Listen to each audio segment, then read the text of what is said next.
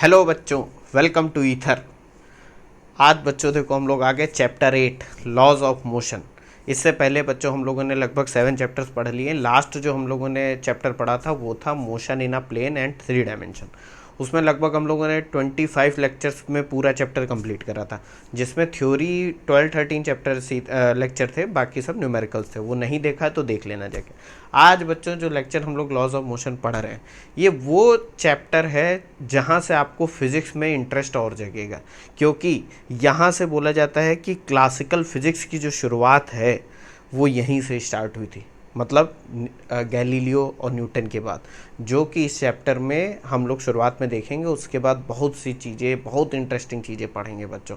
और ये चैप्टर सिर्फ फिज़िक्स पॉइंट ऑफ व्यू से भी और आपके एग्ज़ाम पॉइंट ऑफ व्यू से भी बहुत इंपॉर्टेंट है, अगर आप आईआईटी या नीट की तैयारी कर रहे हो तब। ठीक है, तो हम लोग शुरू करते हैं। आज का जो लेक्चर है बच्चों, ये जो पहला लेक्चर है, इसमें बस हम थोड़े से बेसिक्स पढ़ेंगे कि ये शुरुआत कहाँ से हुई, आखिर लॉज ऑफ मोशन की ज़रूरत क्यों पड़ी और उनके पीछे कौन कौन लोग। ठीक है, तो सबसे पहले तो ये देख लेते हैं कि हम लोगों ने पिछले चैप्टर्स में क्या पढ़ा है।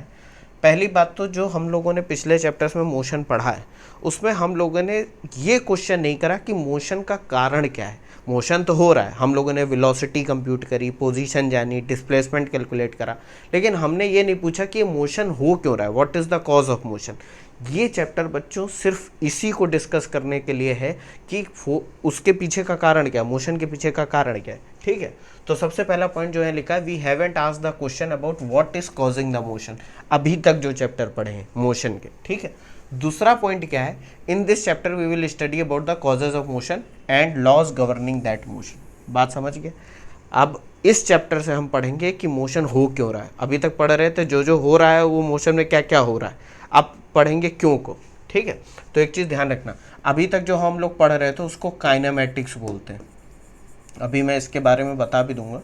काइनेमैटिक्स का मतलब जिसमें हम जो है मोशन के इफेक्ट्स को पढ़ रहे थे, कि वेलोसिटी कंप्यूट कर रहे थे, पोजीशन, डिस्प्लेसमेंट, बहुत सी चीज़ें, लेकिन ये नहीं डिस्कस कर रहे थे कि कैसे हो रहा है मोशन, क्या करवा रहा है मोशन, मोशन का पीछे का कारण क्या है। ठीक है, तो इसको देखो, ये 2 पॉइंट। अब मेन चीज़ पर आते हैं, मैकेनिक्स। ये बच्चों याद करो, जब हम लोगों ने मोशन स्टार्ट करा था तो उससे पहले मैंने एक इंट्रोडक्शन दिया था about the type of study, जिसमें मैंने काइनेमैटिक्स, काइनेटिक्स ये सब बताया था। मैंने मैकेनिक्स इसलिए नहीं नाम लिया क्योंकि उस वक्त अगर मैं नाम लेता तो हो सकता थोड़ा आपको कन्फ्यूज़न होता कि ये क्या बता रहा है। अब क्योंकि हम मोशन पढ़ चुके हैं तो मैकेनिक्स को जान लेते हैं कि मैकेनिक्स क्या है।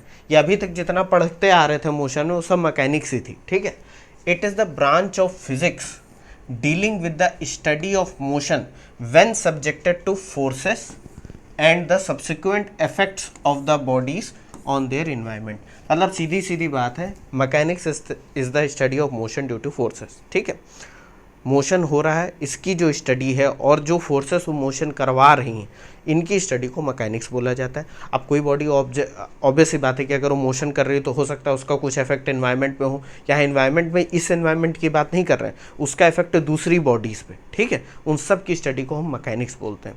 अब बात आती है कि मैकेनिक्स सिर्फ एक पर्टिकुलर सब्जेक्ट नहीं, इसकी बहुत ये ब्रॉडर फील्ड है, इसमें बहुत से सब कैटेगरी आती हैं, जिसमें से हम लोगों ने जो पढ़ा था वो काइनेमैटिक्स थी। अब मैं जो आपको बताने जा रहा हूँ उसको देखते हैं। पहले ये देख लो एक बार ये डेफिनेशन, ये सब नोट्स बच्चों मिल जाएंगे। अच्छा, कई बार बच्चे पूछते भी रहते हैं बार बार कि ये नोट्स कहाँ हैं। हर एक चैप्टर के एंड का जो लेक्चर है, सबसे लास्ट लेक्चर, उसके डिस्क्रिप्शन में पूरे नोट्स पड़े हुए हैं, क्वेश्चन भी जो करवाए गए हैं वो भी पड़े हुए हैं। नहीं डाउनलोड कराया तो डाउनलोड कर लेना जाके। ठीक है, तो ये देख लिया।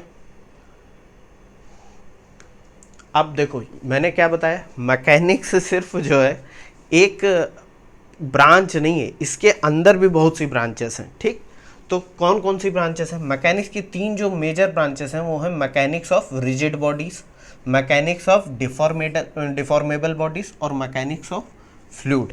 ये जो है बच्चों मैकेनिक्स ऑफ डिफॉर्मेबल बॉडीज, यानी उन बॉडीज़ की मैकेनिक्स जो डिफॉर्म हो जाती हैं, जिन पे फोर्स लगाने पे वो अपना शेप और साइज चेंज कर लेती हैं। इससे अभी हम डील नहीं करेंगे, अभी कुछ चैप्टर्स तक। बाद में थोड़ा बहुत इंट्रोडक्शन है, इंटर लेवल की फिजिक्स में इसका बहुत ज़्यादा जिक्र नहीं है। और मैकेनिक्स ऑफ फ्लूइड, फ्लूइड यानी लिक्विड और गैसेस की भी हम मैकेनिक्स पढ़ेंगे, लेकिन उसका सिर्फ इंट्रोडक्शन, इंटर लेवल पे ज़्यादा नहीं। मेन जो हमारा कंसिडरेशन होगा वो होगा मैकेनिक्स ऑफ रिजिड बॉडीज़ पर, मतलब ऐसी बॉडीज़ की मैकेनिक्स जो फोर्स लगाने पर डिफॉर्म नहीं होती, रिजिड रहती है, ना उनका शेप और साइज चेंज नहीं होता है। ठीक है, इसके भी दो पोर्शन है, एक है स्टैटिक्स और दूसरा है डायनेमिक्स। स्टैटिक्स का मतलब स्टडी तब करना जब बॉडीज रेस्ट में हो, और डायनेमिक्स का मतलब होता है स्टडी तब करना जब बॉडीज मोशन में हो। मतलब वो मैकेनिक्स जो रुकी हुई बॉडीज पर लगाओगे रेस्ट पे with respect to the observer. देखो मैंने पहले भी बताया था, कोई भी चीज़ एब्सोल्यूट रेस्ट और मोशन में नहीं होती। अगर आप ऑब्जर्वर हो, आपके रिस्पेक्ट में कोई चीज़ रेस्ट पे है, उसकी अगर आप मैकेनिक्स की स्टडी कर रहे हो तो उसको स्टैटिक्स बोला जाता है, जैसे कि नाम ही है स्टैटिक। ठीक है, और अगर वो मोशन में है तो डायनेमिक्स बोला जाता था। अब बात यह है कि डायनेमिक्स तो है, मोशन तो हो रहा है, लेकिन किस तरीके की स्टडी की बात करी जा रही। क्या हम उसकी मोशन की स्टडी तब कर रहे हैं जब हम उसका कारण भी देख रहे हैं, या तब स्टडी कर रहे हैं जब हम सिर्फ ये कंप्यूट कर रहे हैं कि मोशन में हो क्या कह रहा है। तो यहाँ पर भी दो ब्रांचेस आ जाती हैं, काइनेमेटिक्स और काइनेटिक्स। काइनेमेटिक्स क्या होती है हम लोग पहले भी डिस्कस कर चुके हैं, study of motion without considering the forces causing motion. मतलब आप मोशन की स्टडी तो करो, लेकिन उन फोर्सेस को नेग्लेक्ट कर दो जो वो मोशन करवा रही हैं, उनके बारे में हम बात ही नहीं करेंगे। जैसे हमने क्या क्या कंप्यूट करा था, वेलोसिटी, एक्सेलरेशन, डिस्प्लेसमेंट, ये सब कंप्यूट करा था।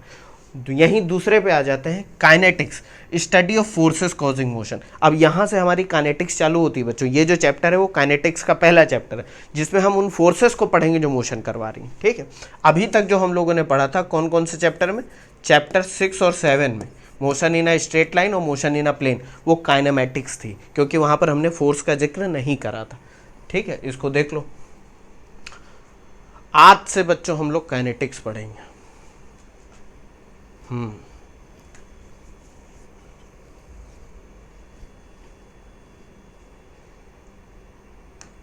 अब बात आती है, देखो किसी भी चैप्टर को स्टार्ट करने से पहले, देखो मैं चाहूँ तो अभी डायरेक्ट बस फोर्स की डेफिनेशन बता दूँ, न्यूटन्स लॉज ऑफ मोशन बता दूँ, गैलीलियो लॉ ऑफ मोशन बता दूँ, सब बता दूँ, खत्म हो जाएगा चैप्टर। थोड़ा बच्चों ये भी जानो कि आप जिस सब्जेक्ट को पढ़ रहे हो, इतना टाइम दे रहे हो, उसमें कितने महान महान लोग आए और वो सब्जेक्ट बिल्ड कैसे हुआ। ऐसा तो है नहीं कि न्यूटन लॉ ऑफ मोशन बस एक बंदे ने दे दिया, उसके दिमाग में एकदम से कुछ आया और उसने दे दिया, ऐसा नहीं है बच्चों। उसके पहले भी बहुत लोगों ने काम कर रखा है, तब जाके उस पर बाद में न्यूटन सर ने काम करा। बात समझ में आ रही? तो हम लोग थोड़ा हिस्ट्री ऑफ देख लेते हैं इस चैप्टर में। मेन मेरा मोटो है कि आपका इंटरेस्ट जगाना, कि जब ये बंदे कर सकते हैं तो कर आप भी सकते हो बच्चों। कुछ नया सोचने के लिए ज़रूरी नहीं है कि आपको 200 साल पहले ही पैदा होना था तभी आप कुछ सोच पाते।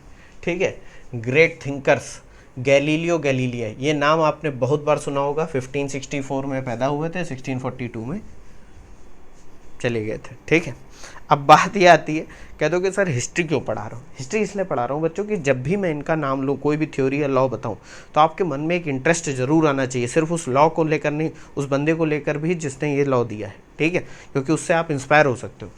क्या है, पहले तो बात है इटली में इनका जन्म हुआ था। इन्होंने ही सबसे पहली बार एक्सेलरेशन के कॉन्सेप्ट को प्रपोज करा था कि एक्सेलरेशन एक क्वांटिटी है क्या, और इन्होंने कैसे करा था। इन्होंने कुछ एक्सपेरिमेंट करे थे इंक्लाइंड प्लेन पर, और जो बॉडी फ्रीली गिर रही है, हम लोगों ने फ्री फॉल मोशन पढ़ा था, और इंक्लाइंड प्लेन पर अगर कोई बॉडी मोशन कर रही है तो उसकी स्टडी सबसे पहली बार इन्होंने ही करी थी। उसके बाद इन्होंने बहुत चीज़ें बताई। अगर गैलीलियो गैलीलियाई वो बातें ना बताते तो शायद न्यूटन की मैकेनिक्स भी डेवलप ना होती, क्योंकि उनके लिए कोई बेस ना होता उस रिसर्च का।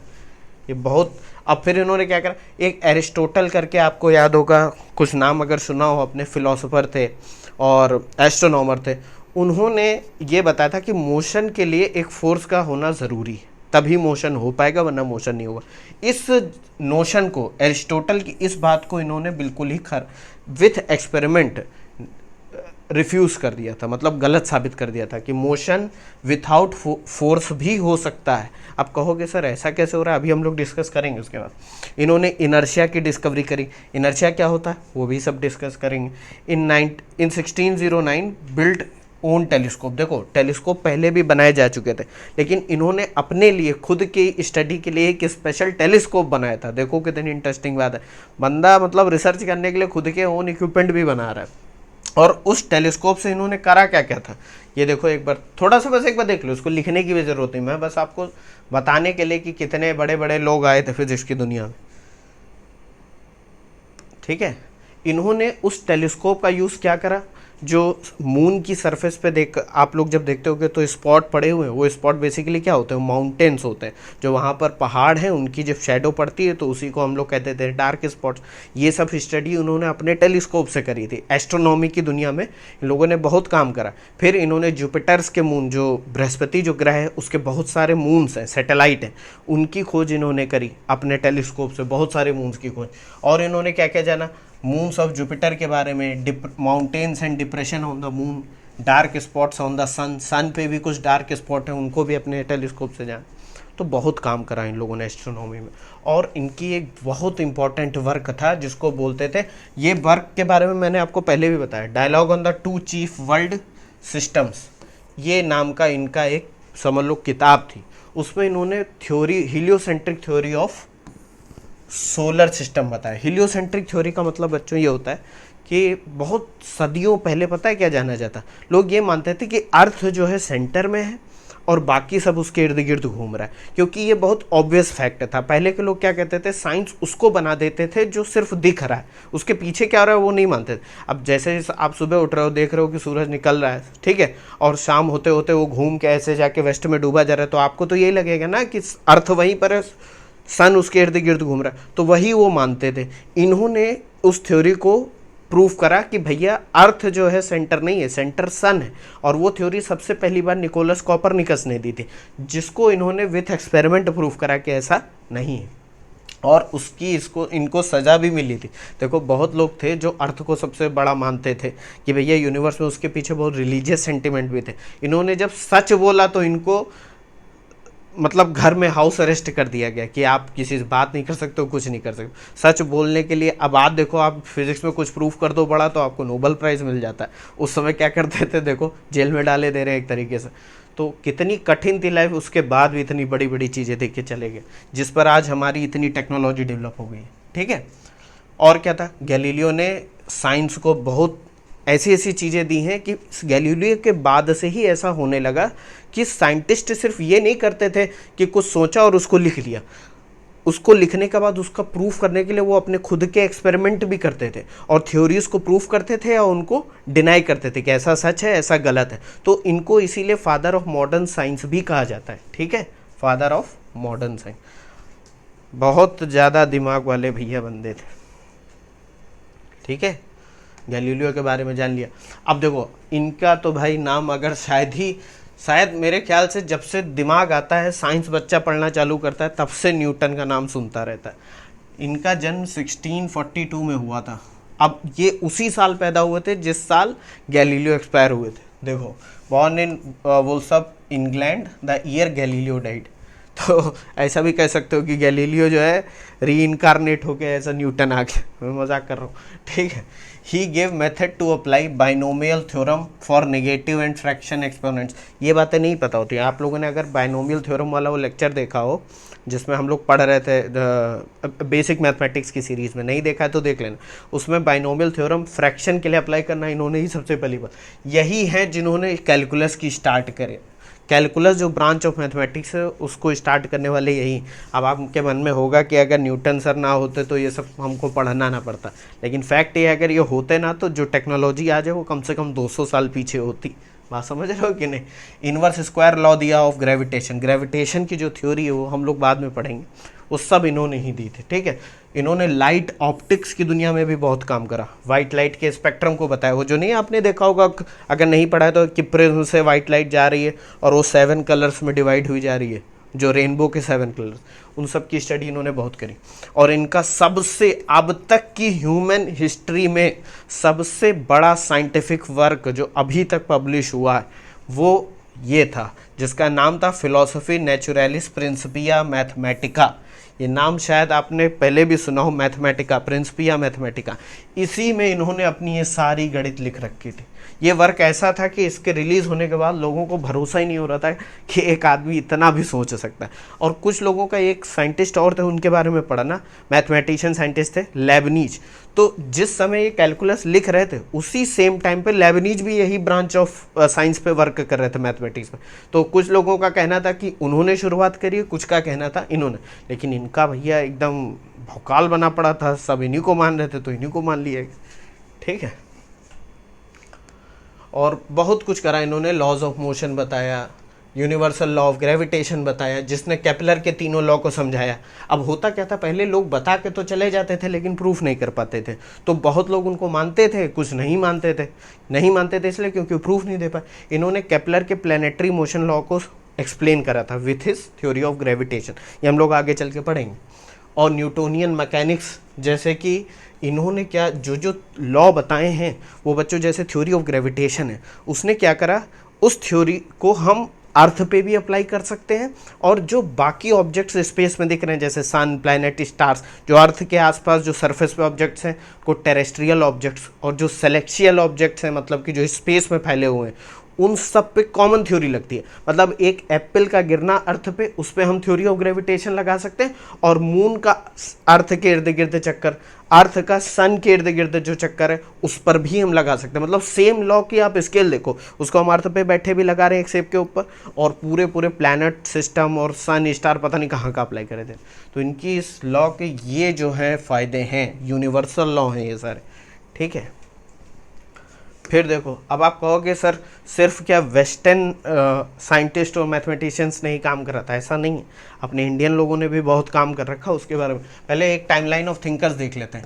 एरिस्टोटल है, ये 384 से 322 BC तक। ये सब नाम सुन लो बच्चों, ये लेक्चर ऐसा नहीं है कि आपको ये रटना है ये सब, बस मैं आपको ये बता रहा हूँ कि ऐसा ऐसा हुआ, ठीक है, इंटरेस्ट जगाने के लिए। एरिस्टोटल ने, देखो मैंने अभी बताया था क्या क्या बताया था, इनका तो सबसे बड़ा था कि उन्होंने मोशन के बारे में जो जो चीज़ें बताई मैक्सिमम वो गलत ही थी, लेकिन चलो कोई बात। टॉलमी है, ठीक है, टॉलमी ने भी जो चीज़ें बताई, इन्होंने वो फैक्ट बताए हैं इन लोगों ने, क्योंकि बहुत पुराने लोग थे। देखो ना, 87 से 150 AD, ठीक है, just after Jesus Christ, 100 years बाद इन्होंने जो देखा उसी को साइंस मान लिया। ठीक है, जैसे टॉलमी मानते थे कि earth is centre of universe, ठीक। उसके बाद लियोनार्डो डा विंची 1452 टू 1590, इनके बारे में ज़्यादा बताने की ज़रूरत नहीं हो, सब लोग जानते हो। जैसे सिर्फ बहुत लोग जानते हैं कि सिर्फ ये पेंटर थे, ठीक है, ये इंजीनियर थे, पेंटर थे, मैथमेटिशियन थे, आर्किटेक्ट थे, और पता नहीं क्या क्या थे, फिलोसोफर थे। ठीक है, इनके बारे में देख लेना, मोनालिसा जो पेंटिंग हो तो फेमस है ये। कॉपरनिकस, निकोलस कॉपरनिकस, ये भैया पहले बंदे थे, 1473 टू 1543 इनका काल ड्यूरेशन रहा, जिन्होंने हिलियोसेंट्रिक थ्योरी दी थी। एक देखो, दो बच्चों थ्योरी होती है, वो सब हम लोग अभी ग्रेविटेशन जब पढ़ेंगे। एक होती है जियोसेंट्रिक थ्योरी, जिसमें हम अर्थ को मानते हैं कि centre of universe, centre of solar system. लेकिन बाद में जब ये आए, इन्होंने सबसे पहली बार बताया कि भैया तुम लोग जो अभी तक सोच रहे हो गलत है, sun at the centre of solar system है, ना कि अर्थ। बात समझ रहे हो। उसके बाद केपलर आए, ठीक है, केपलर ने बहुत काम करा। गैलीलियो, ये बल्कि पहले ही आए हैं, ये बाद में है, ठीक है। न्यूटन है 1642 टू 1727। और last but not the least, इसके बाद भी बहुत लोग बहुत बड़े बड़े काम करने आए, लेकिन वो मोशन की दुनिया से उनका थोड़ा सा वर्क हट गया था, वो फिर क्वांटम मैकेनिक्स में चले गए थे और बहुत electric field, magnetic field. Albert Einstein, इनके बारे में शायद ही कोई ऐसा होगा जो नहीं जानता होगा। 1879 टू 1955, ये टाइमलाइन देख लो। अरे कम से कम ये तो पता होना चाहिए कि जो हम पढ़ रहे हैं उसके पीछे की हिस्ट्री क्या है, थोड़ा बहुत, सिर्फ पता होने के लिए। देखो इंटरेस्टिंग है ये सब। अब देखो, मैंने कहा था आप लोग के दिमाग में ये नहीं आना चाहिए क्या सिर्फ वेस्टर्न फिलोसोफर्स और साइंटिस्ट ने ये सब काम करे हैं। हमारे वहाँ के लोगों ने उससे पहले बहुत कुछ बताया है। जैसे इंडियन एस्ट्रोनॉमर्स में आर्यभट्टा, इनके बारे में तो सभी जानते होंगे, ठीक है। ये इनका पीरियड बोला जाता है अप्रॉक्सीमेटली 476 AD। इन्होंने सबसे पहली बार बताया था कि अर्थ जो है अपनी एक्सिस के अबाउट, अपनी एक्सिस पर रोटेट कर रही है। देखो ये लोग, मेरे तो दिमाग हिल जाता है कि ये लोग कैसे अर्थ पे बैठे। उस वक्त तो ना ऐसे इंस्ट्रूमेंट थे कि ये एक्सपेरिमेंट कर लेते, पता नहीं क्या सोच के ये सब ये लोग बता देते थे, भगवान जाने। इन्होंने इलिप्टिकल ऑर्बिट्स के बारे में बताया, जो कि बाद में केपलर ने बताया है लगभग 1500 साल बाद, नहीं 1000 साल बाद। बात समझ रहे हो, इन्होंने उसी वक्त बता दिया था कि जो है इलिप्टिकल ऑर्बिट हैं जिनके अराउंड प्लैनेट्स रिवॉल्व करते हैं सन के, ठीक है, जिसको हीलियोसेंट्रिसिज्म बोला जाता है, जिसमें मैं अभी बताया था ना हीलियोसेंट्रिक यानी सन एट द सेंटर, ये आर्यभट्टा थे। फिर कौन आए, और कौन थे, वराहमिहिर। ये विक्रमादित्य आपने अगर राजा सुना हो तो उनकी कोर्ट में ये एक जेम जो बोला जाता था, ये देखो 1 of the 9 James in the court of Vikramaditya. इनका जो सबसे फेमस वर्क था वो था पंख सिद्धांतिका। इसमें इन्होंने बच्चों एस्ट्रोनॉमी के बारे में बहुत सी बातें लिखी हैं। अब मैं ये तो नहीं कहूँगा कि ये सब पढ़ने लगो तुम लोग, लेकिन अगर ज़रा सा टाइम मिले तो सर्च करके देखना। इन्होंने वो बातें बताई हैं जिनको 1000-1500 साल बाद साइंटिस्ट ने प्रूव करा। बात समझ रहे हो कि नहीं, कि इन्होंने पहली बार बताया कि इक्विनॉक्सेस की शिफ्टिंग जो होती है 50.32 सेकेंड। अब इक्विनॉक्स क्या होता है ये सब मैं नहीं समझाऊंगा, ये ज्योग्राफी के पार्ट है, तुम देख लेना। इक्विनॉक्स मतलब ये होता है कि जब duration of the day and night same होता है, ठीक है, ये सब देख लेना एक बार। कोई ज़रूरत नहीं है, बस मैं नाम गिना रहा हूँ आपको, कि ऐसा नहीं कि इंडियन फिलोसफर्स या साइंटिस्ट ने काम नहीं करा, बहुत काम करा और बहुत पहले करा है, ठीक है। ब्रह्मगुप्त ये भी लगभग कॉन्टेम्प्रेरी थे, 598 to 670 AD। इनका जो सबसे इम्पोर्टेंट वर्क था वो था ब्रह्मास्पुत सिद्धांतिका। इसका मतलब था ओपनिंग ऑफ द अर्थ। इन्होंने अर्थ और ग्रेविटेशन के बारे में बहुत कुछ बताया। मतलब देखो ये कब आए थे, 598 में लगभग आए। न्यूटन कब आए, 16 समथिंग में, ठीक है, 1600 समथिंग में।